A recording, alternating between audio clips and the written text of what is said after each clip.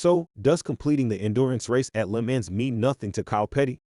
Being one of the only 40 entries to complete the Le Mans race, Hendrick Motorsports do have a cause to celebrate.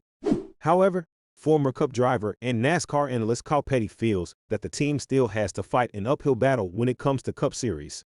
But before we get to that, don't forget to subscribe to our channel if you want to stay updated on everything NASCAR. Compared to the Toyotas, the HMS Chevrolets didn't exactly set the Sonoma track on fire. With the race largely being dominated by Joe Gibbs racing driver Denny Hamlin in Stage 1 and his teammate Martin Truex Jr. from there on, the HMS team could only make a few smart and timely decisions. And owing to this, NASCAR analyst Kyle Petty believes that Hendrick's team still faces significant challenges in the Cup Series. The fastest Hendrick road course car this weekend might have been at Le Mans. Yeah, it was at France. That's the problem. That was the problem this weekend. But they're just in far enough off. They're a little off-road course. Expecting a better performance from Byron, Bowman, and Kyle Larson, who showed promise during practices but failed to dominate the actual races, Petty pointed out the challenges faced by the team. He mentioned Elliott's suspension has changed the dynamics of the team for the upcoming races.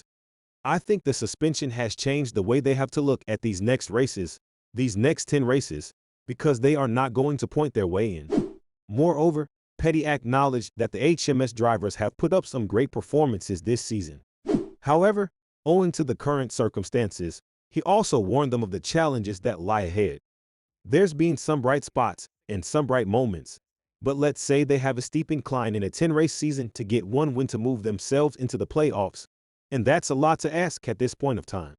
While the Le Mans success undoubtedly is a huge achievement to boast about, Petty's concerns are nothing to be taken lightly.